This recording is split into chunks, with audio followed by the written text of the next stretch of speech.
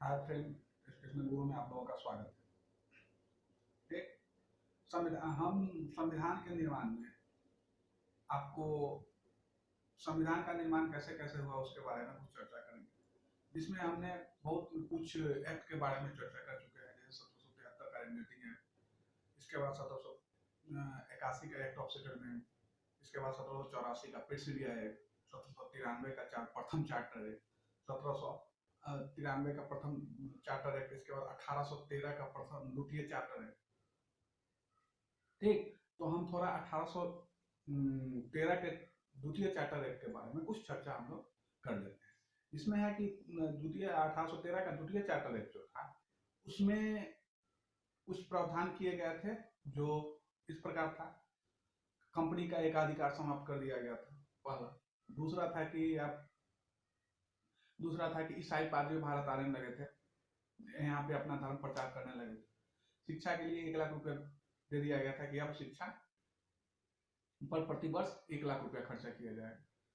इसके बाद आपको हो गया कि आपको सीमित अधिकार के साथ कोई भी आदमी यहाँ कुछ प्रतिबंधों के साथ व्यापार कर सकता है जो ब्रिटेन से है। ठीक, अब हम फिर और उसमें प्रावधान क्या किया गया था कि अब 20 साल के बाद फिर अगला चार्टर एक्ट। ठीक, तो पहला चार्टर एक्ट 1793 में, दूसरा चार्टर एक्ट 1813 में और तीसरा चार्टर एक्ट 20 साल के बाद 1833 में। ठीक, 1833 के चार्टर एक्ट का में पहला सबसे पहले जो मुख्य बिंदु था इसमें क्या था कि बंगाल के जो गवर्नर जनरल थे उसको अब क्या कर दिया गया था, भारत का गवर्नर जनरल। तो अब बात आता है कि उस समय बंगाल के गवर्नर जनरल कौन थे। तो उस समय आपको बंगाल के गवर्नर जनरल जो थे वह आपको लॉर्ड विलियम बेंटिक थे। ठीक, तो वह जो है 1828 में बंगाल के गवर्नर जनरल बने थे, जो 1833 तक बंगाल के गवर्नर जनरल रहे। इसके बाद 1833 में जो चार्टर एक्ट आया उसके अनुसार उनको भारत का गवर्नर जनरल बना दिया गया। ठीक, तो सबसे पहले प्रमुख बात था कि इस एक्ट के तहत क्या किया गया था कि बंगाल के जो गवर्नर जनरल थे उसको भारत का गवर्नर जनरल बना दिया गया था। और जिस समय लॉर्ड विलियम बेंटिक बंगाल के गवर्नर जनरल बने थे उसी समय हमारे राजा राम मोहन राय ने 1828 में ही ब्रह्म समाज की स्थापना। एक चीज एडिशनल हमको ये ध्यान रखना है। इसके बाद था क्या, आगे चल करके उसमें दूसरा के ये हो गया। इसके बाद आगे चल करके वो जो है 1803 में मद्रास के गवर्नर लॉर्ड विलियम बेंटिक, जो 1828 में बंगाल के गवर्नर जनरल बने थे, वह जो है 1803 में क्या थे, वहां के मद्रास के गवर्नर ये हो गया। इसके बाद पहला में जो प्रावधान था बंगाल के गवर्नर जनरल को भारत के गवर्नर जनरल बना दिया गया। दूसरा क्या था कि अब गवर्नर जनरल को यह पावर दे दिया गया था कि संपूर्ण भारत के लिए कानून बनाने का। दूसरा था कि संपूर्ण भारत के लिए बजट बनाने का प्रावधान इसमें कर दिया गया था कि अब संपूर्ण भारत में जो बजट बनाएगा वह कौन बनाएगा, भारत का गवर्नर जनरल। क्या है कि अब संपूर्ण भारत का गवर्नर जनरल हो गया तो वो बनाएगा। इसके बाद उसमें क्या प्रावधान किया गया था कि मद्रास और बम्बे के गवर्नर जनरल जो थे अब उसको कानून बनाने का अधिकार समाप्त कर दिया गया कि अब वह कानून नहीं बनेगा और संपूर्ण भारत के लिए एक ही कानून बनेगा। और वह कौन बनाएगा, तो भारत के जो गवर्नर जनरल होंगे वही कानून बनाएंगे।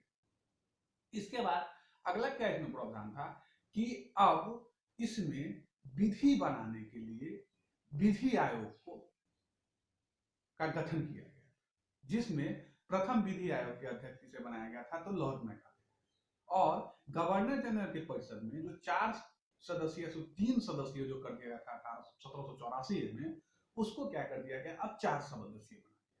और 4 सदस्यीय में कौन थे, विधि आयोग के अध्यक्ष, विधि आयोग बना दिया गया था जिसके अध्यक्ष कौन थे, लॉर्ड मैकाले। ठीक, ये हो गया। इसके बाद क्या कर दिया गया, इसी एक्ट के तहत दास प्रथा को अंत कर दिया गया। ठीक, इसके बाद है दास प्रथा को इसमें अंत कर दिया गया। ठीक, और अंग्रेजी शिक्षा के लिए क्या किया गया था, मैककफ ने एक ठो अथी बनाया, कानून बनाया था, लॉर्ड मैककफ एक कानून बनाया था, अधिनियम बनाया जिसमें अंग्रेजी शिक्षा का विकास।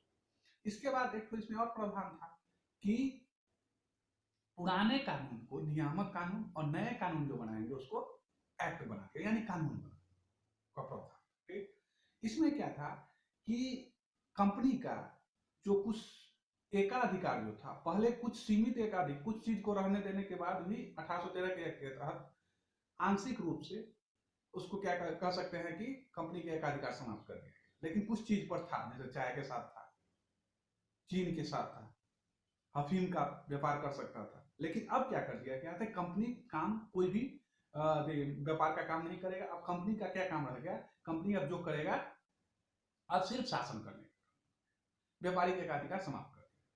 इसमें क्या प्रावधान कर दिया गया था फिर कि पहले हम जानते हैं कि ब्रिटेन के लोग मतलब आकर के यहाँ व्यापार कर सकते थे, एकाधिकार आंशिक रूप से समाप्त कर दिया गया था। अब वो लोग व्यापार करने के साथ साथ क्या कर सकते थे, यहाँ पे अपना जमीन वगैरह भी खरीद करके रह सकते हैं, मकान वगैरह बना करके काम कर सकते हैं। इसमें एक प्रावधान था।